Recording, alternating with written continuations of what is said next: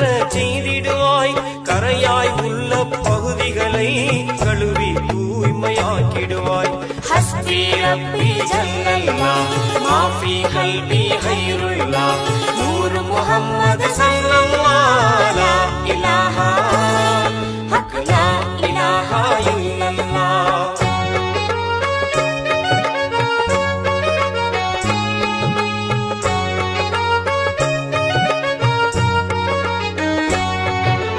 அண்ணல் பெருமான் அபிமொழியும் அரிதாம் குர்ஆன் அருள் நெறியும் எண்ணம் சொற்கள் செயல்களிலே என்றும் நிலைத்தே உன்னுடைய